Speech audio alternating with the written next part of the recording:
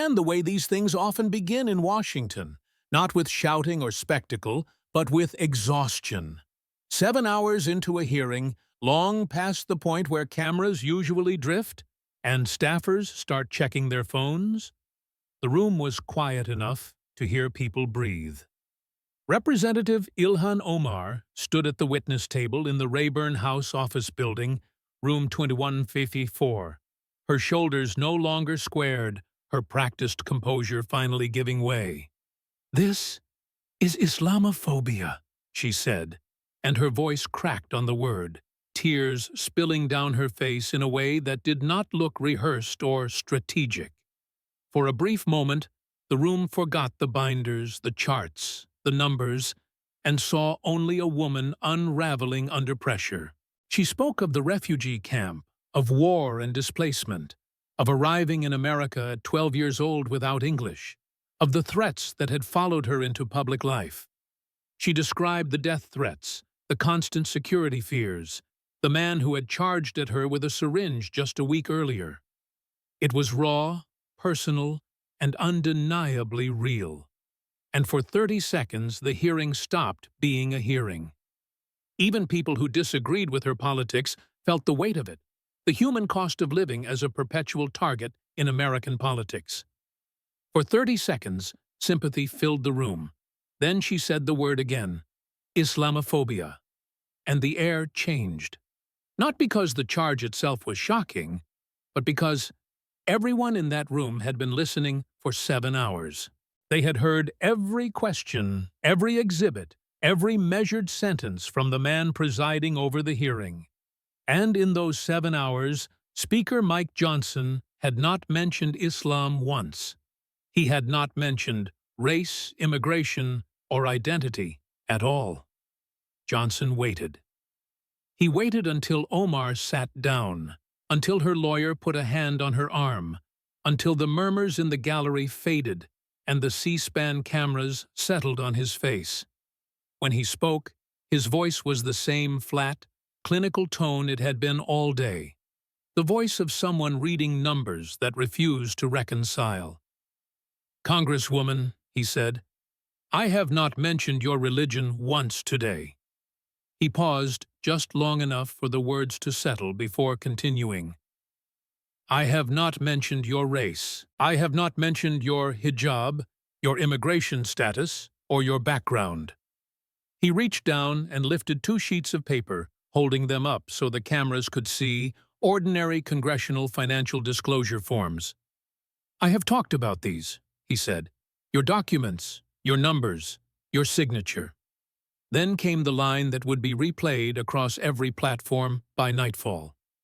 "This one says your household was worth $158,000. This one says it is worth up to $30 million. He did not raise his voice or sharpen his tone, because he did not need to. "You earn $174,000 a year," he continued, "and in 7 hours you have not explained a single dollar of the difference."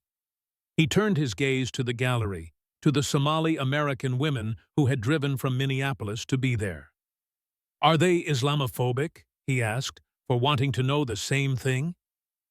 Silence answered him, heavy and uncooperative, the kind that cameras love and politicians fear. Omar opened her mouth, closed it again, and shook her head as her lawyer whispered urgently beside her. There was no answer, and that absence became the moment. Not the tears or the accusations, but the inability to explain a bank account. To understand how it came to this, you had to go back. 8 hours earlier, the morning had begun with confidence. Ilhan Omar walked into her Longworth building office, believing she understood the fight ahead of her. She had survived Donald Trump, survived committee removals, survived nightly cable news attacks that painted her as a villain for years.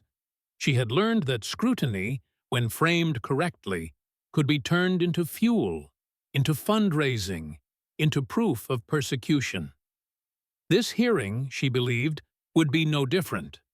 Across the table sat David Brennan, her attorney, a seasoned K Street veteran who charged $800 an hour and had guided more than one lawmaker through ethics complaints. His legal pad was filled with anticipated questions and carefully rehearsed answers. "They'll ask about feeding our future," he said calmly, already ticking through the list. "You had nothing to do with it." "They'll ask about campaign finance, but the FEC dismissed that unanimously in 2021. "If they push on your finances," Brennan continued, "Tim's businesses are his businesses. You defer to his right to conduct private enterprise." Omar nodded, scrolling through her phone as progressive allies flooded her mentions with messages of support. The hashtag defending her was already climbing, the machine warming up as it always did. "They've been investigating me for months," she said, not looking up. "If they had anything real, we'd know by now." She put her phone down and looked directly at Brennan, almost amused. "Honestly, this might be good for us. Primaries are coming up, and every time Republicans drag me into a hearing, small dollar donations spike." Brennan did not fully share her optimism, but he saw no immediate legal exposure. The FEC complaint had been dismissed. Her disclosures were filed. The fraud cases in Minnesota were ugly, but she was not named in any indictment. As far as he could tell, this was a political exercise, and political exercises were Omar's home turf. Her chief of staff had already mapped the media strategy down to the minute. "If they bring up Somalia, we pivot to the refugee story," she had said earlier. "If they bring up fraud, we point out I was never charged. If they hit finances, Tim's businesses are private." "I have been transparent," Omar said, and she believed it, because repetition can harden belief into certainty. What she did not know was that 3 blocks away, something different was being prepared. In the Speaker's office at the Capitol, Mike Johnson sat with Tom Emerson, his chief counsel, a former federal prosecutor known for meticulous work and an almost aggressive lack of sentimentality. Emerson flipped through a color-coded outline, each phase laid out with prosecutorial precision. "This isn't about her identity," Emerson said. "We don't mention religion, race, or immigration. We talk about documents, votes, money, and her own words." Johnson nodded, listening more than speaking. "Walk me through it again," he said.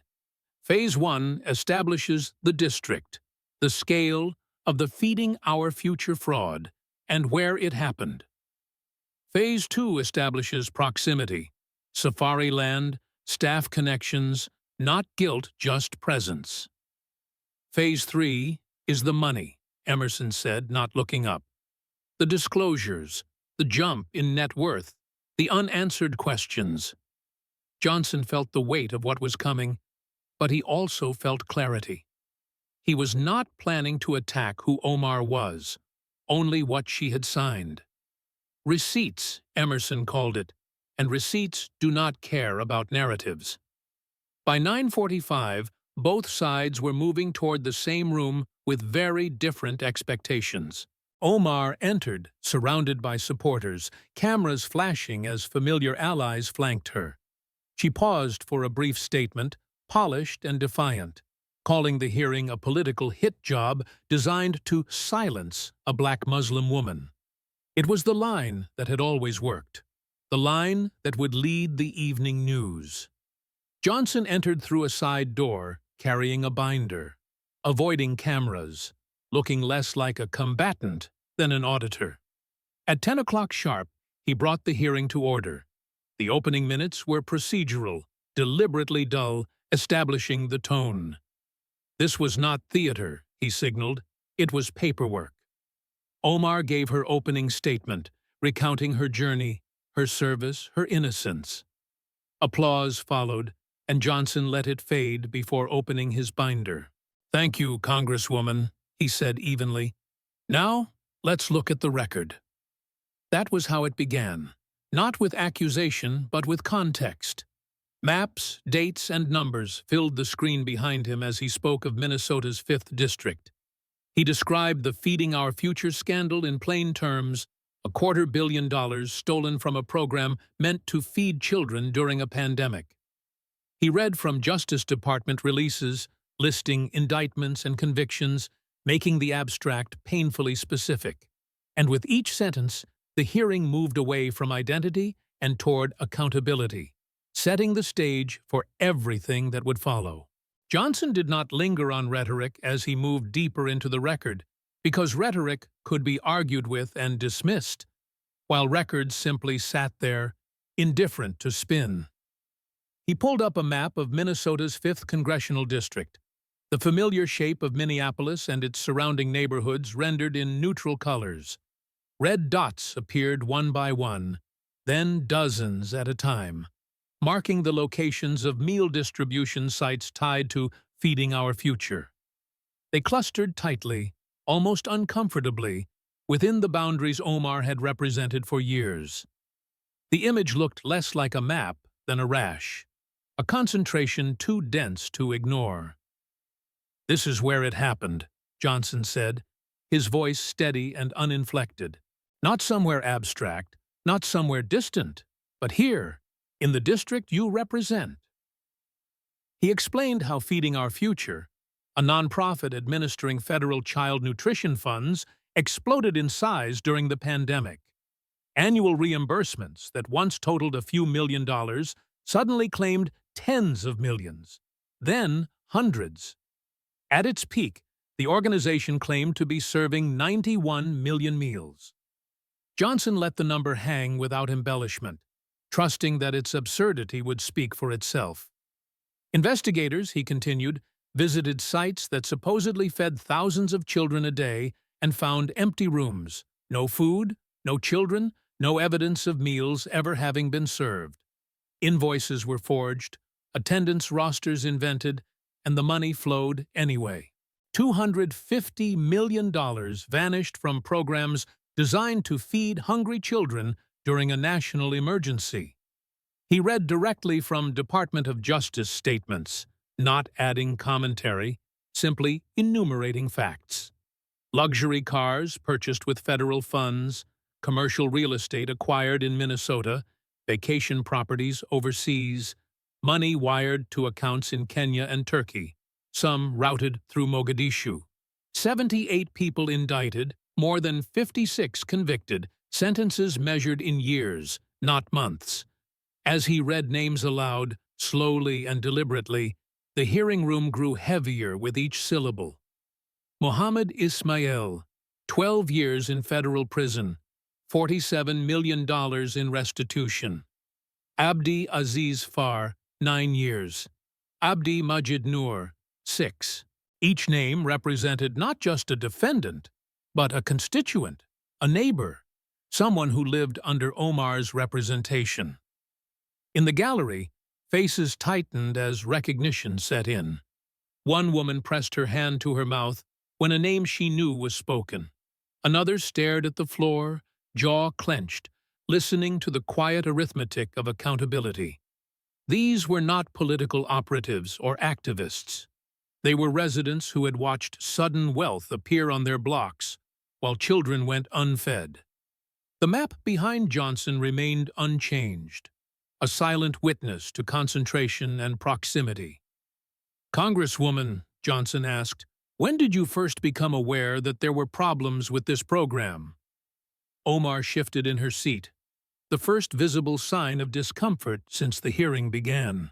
Her lawyer leaned forward, beginning a familiar defense about lack of involvement. Johnson interrupted gently, clarifying that he was not asking about culpability.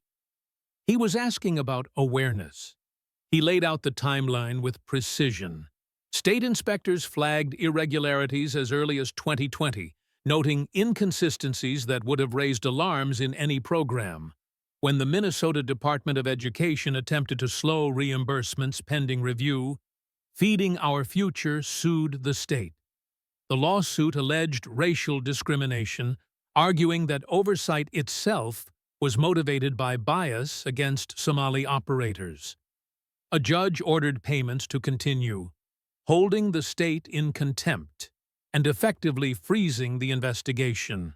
Millions more disappeared during that delay, Johnson said, his tone unchanged. He asked whether Omar's office supported feeding our future's position during that period, whether she or her staff communicated with anyone involved in the lawsuit, whether she publicly endorsed the narrative that the investigation was racially motivated. The questions were narrow, specific, and difficult to evade. Omar responded with generalities, speaking about standing against racial profiling and defending marginalized communities. Johnson redirected her each time, pulling the focus back to the case at hand. He played a clip from a press conference where she criticized federal scrutiny as unnecessary and politically driven. The room listened as her own words filled the space, stripped of context and emotion. When the clip ended, Johnson asked whether 56 convictions were also for political theater. There was no immediate answer, only a tightening of posture and a hardening of expression. Johnson moved on without comment, turning to what he called questions of proximity.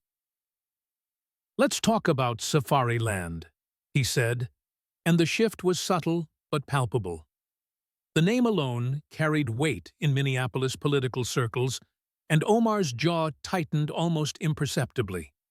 Cameras caught it anyway. Safariland, Johnson explained, was a restaurant with roughly 40 seats. According to trial evidence, it had claimed to serve thousands of meals per day under the Feeding Our Future program. Its co-owner had since been convicted of wire fraud and sentenced to federal prison. Johnson displayed a photograph of Omar attending a community event at the location, smiling, surrounded by supporters. The image was mundane, the implication anything but. "I attend community events," Omar said, her voice edged with frustration. "That is my job." Johnson acknowledged that, agreeing that a single appearance meant nothing by itself. But he read from public statements by Omar's primary opponent, who described Safariland as a political hub, a place one had to pass through to wield influence in the district. He noted that a former member of her staff had also been convicted in the same fraud scheme. "I am not accusing you of filling out fake meal count forms," Johnson said, leaning forward slightly. "I am asking whether the largest welfare fraud in American history happened all around you, among your supporters, at locations you frequented, involving people connected to your office, without you noticing anything unusual." He described the incongruities investigators saw immediately. Small storefronts claiming industrial-scale operations, operators who suddenly drove luxury vehicles and purchased overseas properties. "You pride yourself on being deeply connected to your community," he continued, "on listening to constituents others ignore. Did none of this raise questions for you?" Omar responded that she did not audit restaurants or run compliance checks. Johnson agreed, but pointed out that she had publicly criticized those who tried to do exactly that. "When investigators attempted oversight, you characterized it as persecution," he said. "When federal agents arrived, you called it confusion and chaos. When convictions came down, you framed the effort as an attack on the Somali community." He paused, letting the pattern emerge without labeling it. "Who were you protecting?" he asked quietly. "The constituents who were supposed to be fed, or the people who were stealing from them?" The murmur in the gallery grew before subsiding again, heavier this time. One of the Somali American women wiped her eyes, not in anger but in fatigue. She did not look at Omar, but at the floor, as if the answers she had waited for were finally being spoken aloud by someone else. Johnson let the silence sit, refusing to rush past it. Then he turned the page in his binder. "What happens in a district does not stay abstract, he said. When fraud becomes normalized, when oversight is framed as bigotry, the first people hurt are the most vulnerable. He described reports from parents whose children were enrolled in programs that existed only on paper, meals that never arrived, services promised but not delivered, complaints filed, calls made, and then nothing. He asked whether Omar's office had received such complaints. Her lawyer objected, citing lack of documentation. Johnson countered by stating that one constituent had reported the issue directly and received no response. A gasp rippled through the gallery, followed by a single unmistakable nod from one of the women seated there. The acknowledgement was silent, but devastating. "This is not about optics," Johnson said. "It is about representation. When people came to you with concerns, did they receive advocacy or dismissal?" Omar stared forward, her expression no longer defiant but guarded. The narrative she had relied on, of protector and shield, was cracking under the weight of lived experience in the room. Johnson summarized the first phase without flourish. A massive fraud occurred in Omar's district. Investigators attempted oversight and were delayed by accusations of racism. During that delay, more money vanished, and more children went unfed. Throughout, Omar publicly criticized the investigations rather than amplifying constituent concerns. "This establishes context," he said, closing the section. "It does not assign guilt. But context matters when we evaluate judgment." He paused, allowing the words to register before continuing. "Now we need to talk about something else entirely." He adjusted the binder again, the color of the tab changing, and with it, the atmosphere in the room. Up to this point, the hearing had been about district-level failures, proximity, and public statements. It had been uncomfortable, but survivable, familiar territory for a seasoned politician. What came next would not be about anyone else's actions. It would be about numbers Omar herself had certified under penalty of perjury. Johnson did not announce the transition, but everyone felt it as soon as he lifted the two disclosure forms again. The pages were thin, unremarkable, the kind of paperwork members signed reflexively at the end of long days. They were not accusatory documents, not indictments or subpoenas, just statements of assets and liabilities. Yet the room leaned forward, as if he had introduced something explosive, because numbers, when they do not align, create their own force. "This is the part that does not require interpretation," he said, and placed the forms side by side. He read them slowly, almost tenderly, as if pacing himself against the shock he knew would follow. In 2022, Omar's household net worth was listed as between $50,000 and $158,000. It was modest, consistent with her rhetoric, consistent with the image of a lawmaker who spoke often about student loans and economic precarity. In 2024, the same disclosure showed assets potentially worth between $6 million and $30 million. The jump was not incremental or ambiguous, but vertical, a leap that demanded explanation. Johnson did the math aloud, not to dramatize it, but to strip away any illusion that it could be misunderstood. A salary of $174,000 a year could not account for it. Even generous appreciation could not bridge the gap between the two figures in 24 months. "This is a change of thousands of percent," he said, his voice unchanged. "It is not a rounding error." He explained, as if lecturing a first-year compliance class, that asset growth was not inherently suspicious. Investments can succeed, businesses can take off, and fortunes can change quickly in America. But the law required transparency precisely because sudden wealth created questions of conflict and influence. Members of Congress were not barred from being wealthy, only from hiding how wealth intersected with power. The disclosure forms existed to let the public see where interests might collide. Johnson turned the page and began outlining the timeline of Tim Minette's business ventures. Before 2020, Minette had been a political consultant running a firm that worked almost exclusively for Omar's campaign. Between 2018 and 2020, her campaign paid that firm approximately $3 million. At one point, Johnson noted, those payments constituted the majority of the firm's federal revenue. The relationship ended only after public scrutiny intensified. Afterward, Minette pivoted, Johnson said, to a series of new ventures. There was a California winery operated with a business partner, a venture that quickly became the subject of litigation.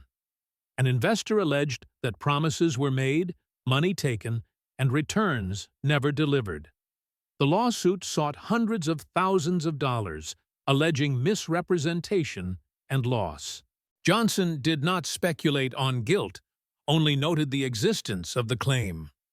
Then came the cannabis deal, a South Dakota project that collapsed amid accusations of unpaid obligations.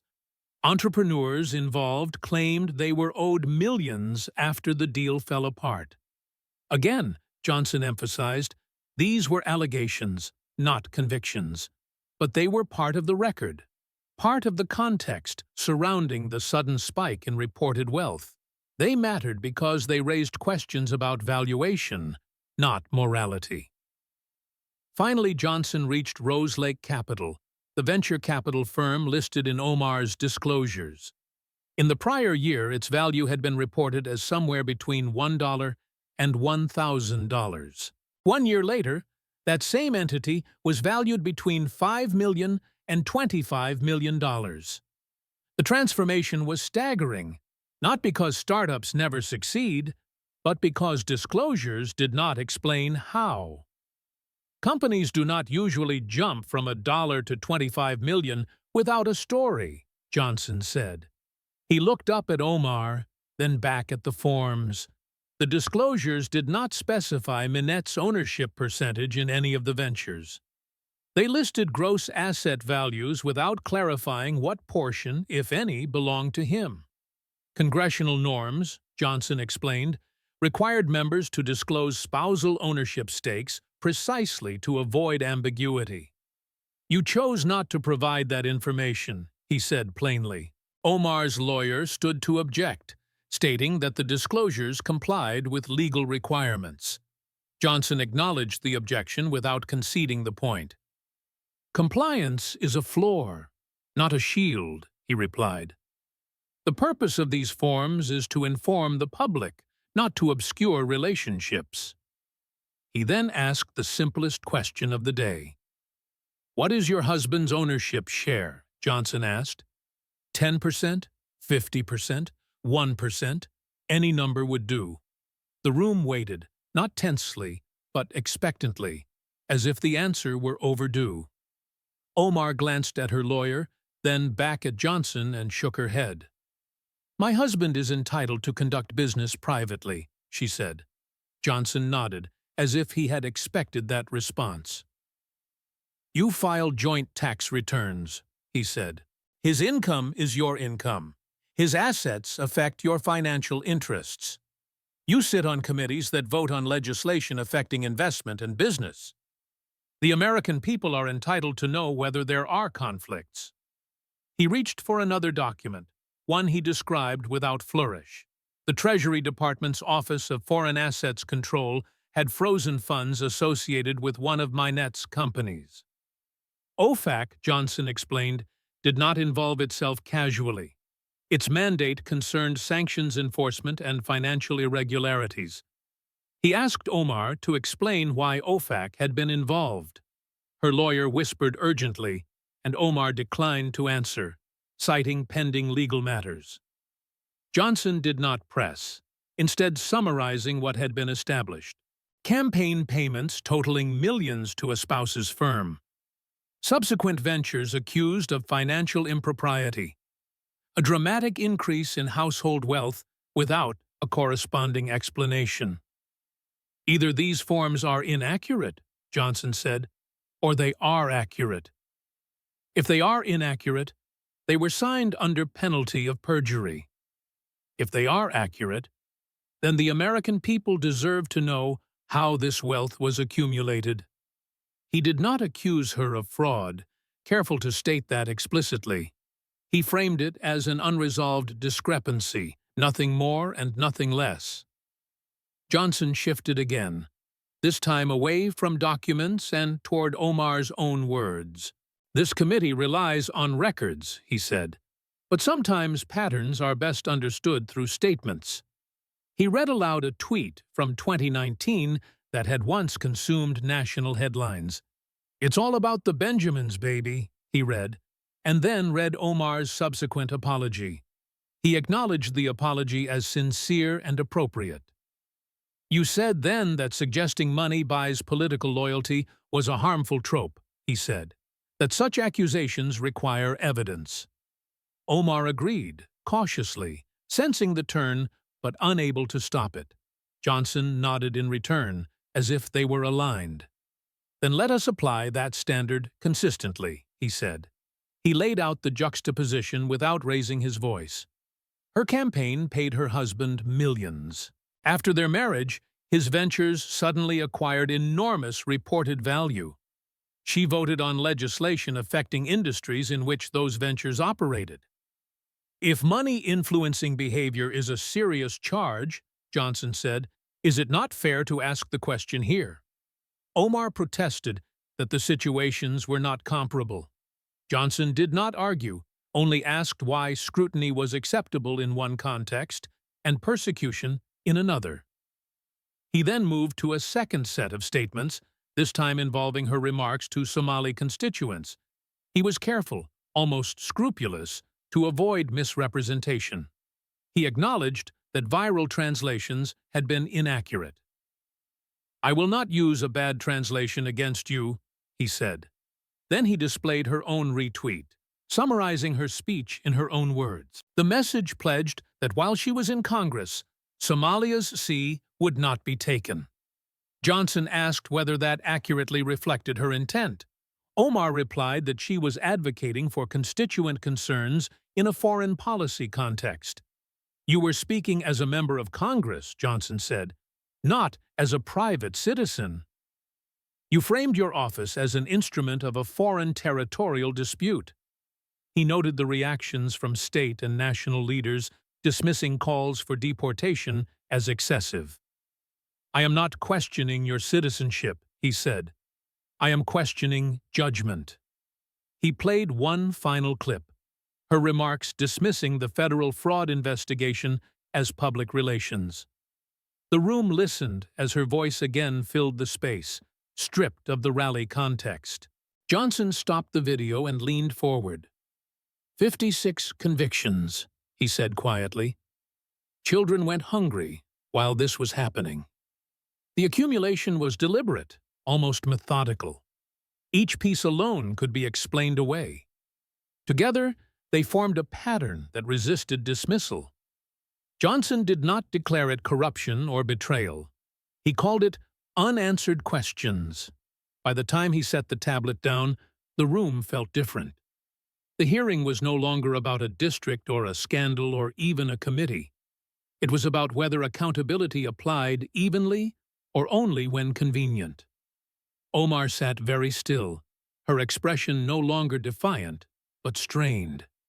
What remained was the hardest part, the collision between narrative and arithmetic. Johnson did not rush the final phase because the last thing he wanted was to appear eager for a verdict. He straightened the papers in front of him, not for effect, but to mark a transition from accumulation to consequence. The room had already absorbed the numbers, the clips, the timeline, and the unresolved gaps that tied them together. What remained was not to add more facts, but to show what the absence of answers did to real people. He gestured toward the gallery without theatrics, acknowledging its presence as part of the record. "Let me tell you who your community actually needed you to protect," he said, his voice lower now. He pointed to the Somali-American women seated behind the press, women who had not worn slogans or waved signs. They had come quietly, waited patiently, and listened to every minute. These are mothers whose children were enrolled in programs that existed only on paper, he continued. They reported it, and nothing happened. Omar looked toward them, and for the first time that day her gaze did not slide away. A single nod from one woman confirmed what Johnson had said without adding a word. It was not accusation or performance, just recognition. Johnson let the moment stand without commentary, allowing the human consequence to settle where numbers could not. He returned to the timeline on the screen, now stripped down to essentials. In 2020, irregularities were flagged and oversight attempted. Accusations of racism followed, and payments continued under court order. From 2020 to 2022, fraud expanded, unchecked, and money flowed out.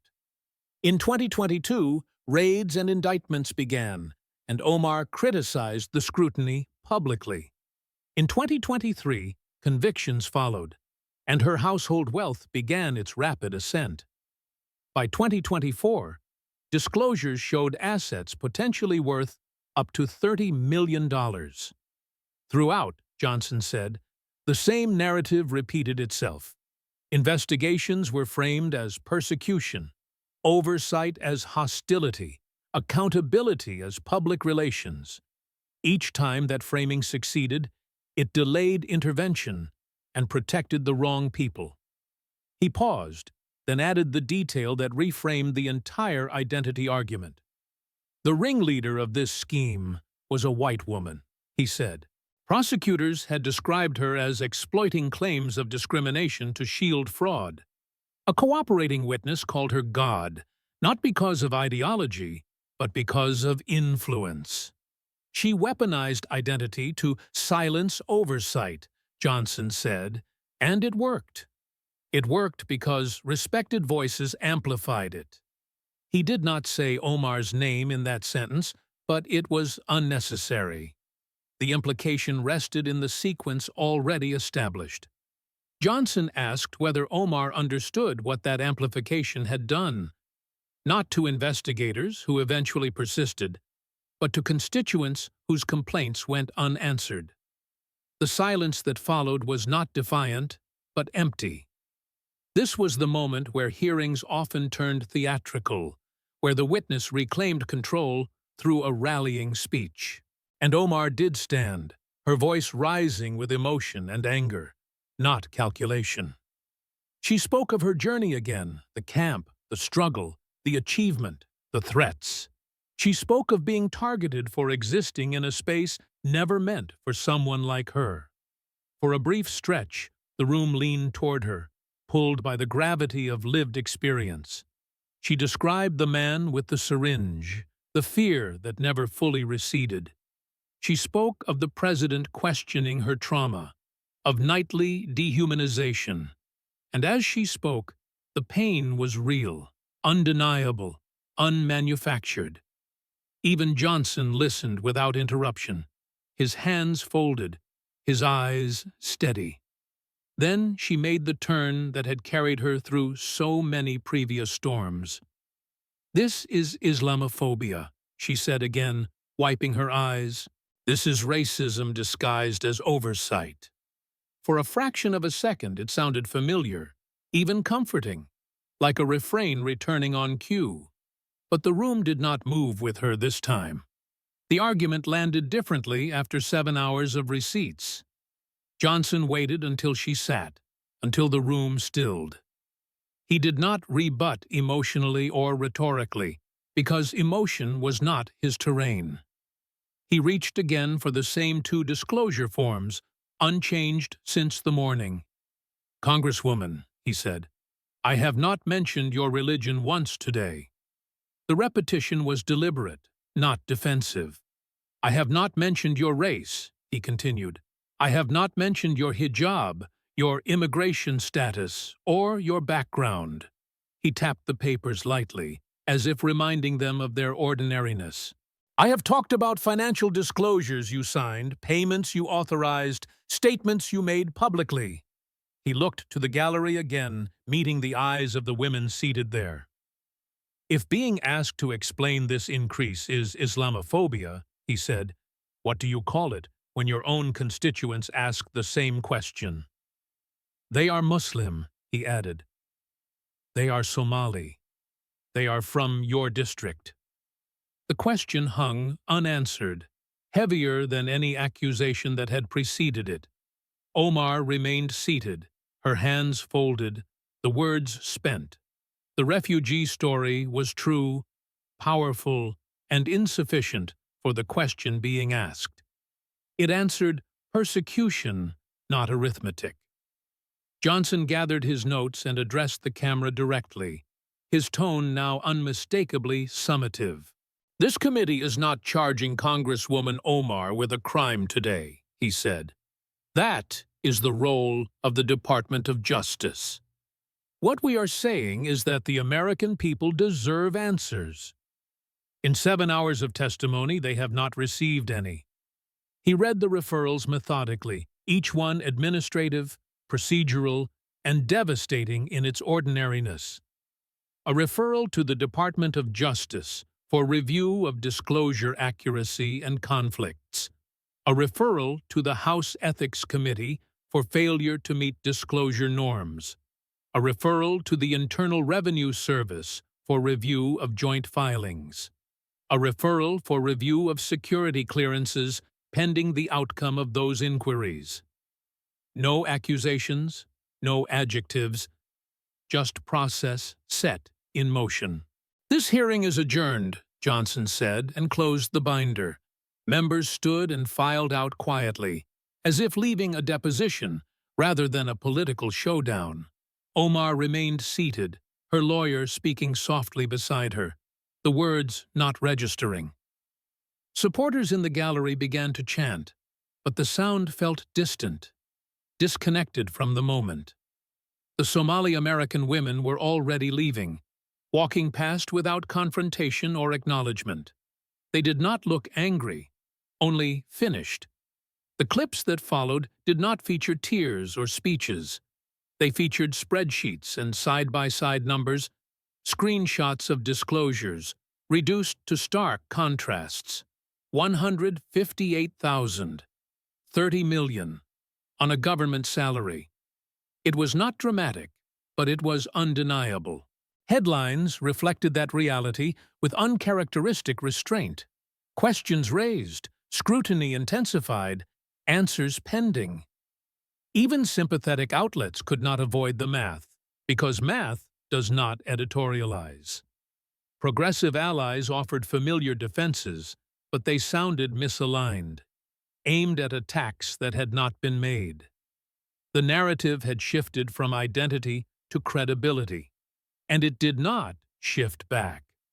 In Minneapolis, reactions fractured along lines more complex than politics. Some rallied, others went quiet, and some spoke with a candor born of fatigue. An imam spoke of accountability without naming names, reminding congregants that representation was a trust. A nurse who had attended the hearing said she worked 60 hours a week and still paid off school lunch debt. She did not protect us, the nurse said. Another woman called identity a shield that had been misused. We are not a defense strategy, she said. The House Ethics Committee opened a formal inquiry within days, narrowly focused and relentlessly procedural. It did not allege crimes, only asked whether disclosures met standards. Those were the kinds of questions that did not fade with news cycles. Omar held a press conference and repeated the language that had carried her through past storms. Political persecution, vendettas, bias. But the cameras were already drifting elsewhere, because the unanswered question remained where it had been left. Where did the money come from? She never answered. She never disclosed ownership stakes. She never explained the valuations. She never reconciled the jump between rhetoric and reality. She kept invoking a real wound to answer a different charge. And eventually, people stopped looking at the wound and started looking at the numbers. In Washington, that is how stories end. Not with shouting, but with audits. Not with denunciations, but with silence that grows louder over time. What you do not say becomes the record. The forms remain, signed and unchanged, waiting for explanations that never arrive. And when the math does not add up, the story writes itself.